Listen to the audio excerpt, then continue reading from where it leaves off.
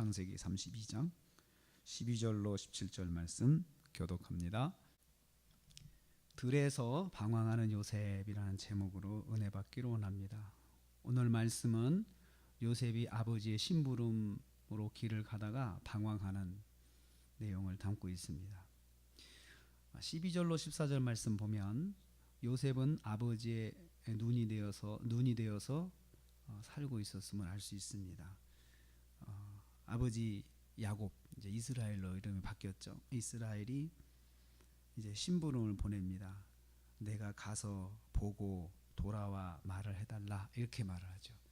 그러니까 아버지가 연로해서 움직이지 못하니까 대신 이 요셉이 심부름을 가서 형들도 잘 있나 보고, 그리고 양들도 잘 있나 보고, 그리고 와서 그 사실을 그대로 와서 보고 하는 것입니다. 앞부분에서는 이러한 일을 고자질을 하는 것으로 표현을 했습니다. 그래서 형들이 뭐 누구는 어떻고 또 양이 어떤 것은 또 잘못 이렇게 신경을 안 써가지고 부실한데도 신경을 안 쓰고 뭐 이런 것들을 세세하게 아버지한테 이야기를 하는 것이겠죠. 그 어떻든 간에 그러한 삶을 사는데 이제 어느 날 이스라엘이 요셉을 심부름을 보낸다고 그렇게 12절로 14절 말씀하고 있습니다. 형들과 양떼가 잘 있는지 알아보고 하라. 그래서 세겜에서 양을 치는 형들을 향해서 이제 길을 떠나게 됩니다.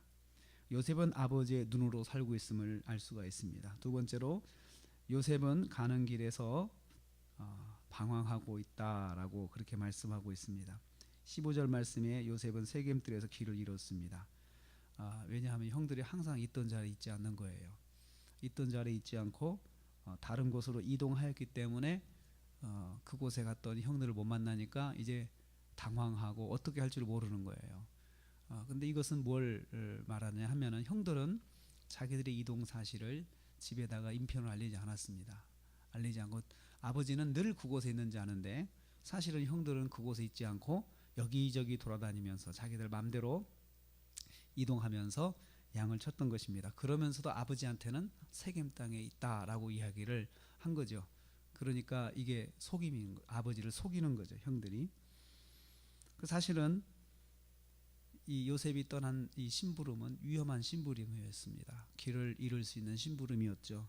그 사실을 모르고 아버지의 심부름을 떠난 요셉, 그 요셉이 길을 가서 방황하는 것은 그 당연한 것입니다. 자기가 가는 길에 위험이 있는지 모르고 방황하는 길이 있음을 모르고 길을 떠나는 요셉의 인생, 보이지 않는 곳에 위험이 있게 되는 요셉의 인생을 여기서 암시하고 있습니다. 늘 갔던 길이었죠.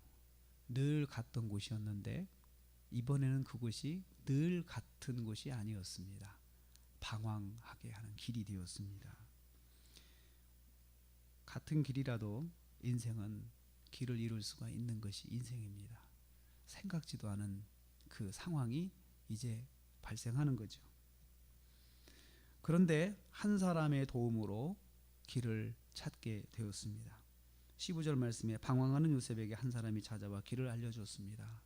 여기서 보면은 요셉이 사람한테 만난 사람에게 길을 물어본 것이 아니고 그 사람이 요셉에게 먼저 물어봤습니다. 너 어디를 찾고 있느냐 물어봤습니다. 이것은 요셉이 자신도 길을 잃었다는 걸 생각을 못하는 거죠.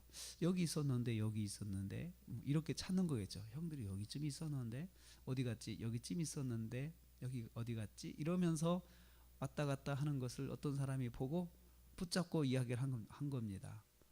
지금 당신 어디를 가고 있냐? 누구를 찾고 있냐? 이것이 은혜죠. 생각지도 않은 사람, 이름을 밝히지 않는 한 사람이 요셉의 방향을 잡아주고 있습니다. 생각지도 않은 한 사람은 바로 하나님의 인도하심입니다. 요셉의 삶이 이제 일상의 삶에서 위험한 일을 만나 생각지도 않은 사람을 통해 도움을 받고 방향을 잡게 될 것을 암시하고 있습니다. 요셉은 생각지도 않은 사람으로부터 도움을 받아 형들을 이제 만나게 되었다. 17절 말씀에 도단으로 가서 거기에서 있는 요단에서 그 문화도 즐기고 양들도 치고 하면서 그 젊은 형들이 그곳에 있는데 그곳에 이제 찾아가서 만나게 되었다는 것입니다. 오늘 말씀은 여러 가지를 우리에게 암시하고 있습니다. 첫째는 인생길은 항상 같은 상황이 오지 않는다는 것입니다. 늘 내게 익숙한 것, 익숙한 길, 내게 익숙한 상황이 어느 날은 갑자기 전혀 새로운 상황, 익숙하지 않은 상황을 가져다 줄 수 있다는 것입니다. 같은 길에서도 위험은 있고 그 길을 하나님이 인도해 주신다라는 것입니다. 요셉은 지금 그러한 것을 경험하고 있습니다. 우리가 또 한 주간을 시작합니다. 매주 우리가 월요일이 오죠. 주일 지나면 월요일이 와서 또 한 주간을 시작합니다. 일상의 시간이고 일상의 순간들이죠. 그렇지만 그 일상이 어떤 때는 일상이 되지 않고 특별한 날이 될 수도 있다는 것입니다.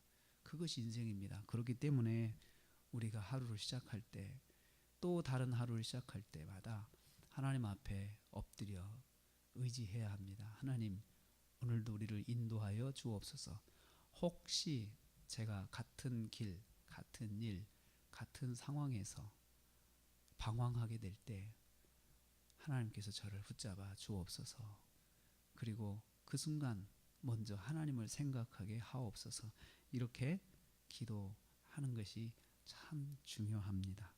늘 갔던 세겜 땅에서 길을 잃은 그 요셉처럼 우리도 늘 갔던 곳에서 늘 갔던 길에서 혹시 그 당황스러운 일을 만날 수 있습니다.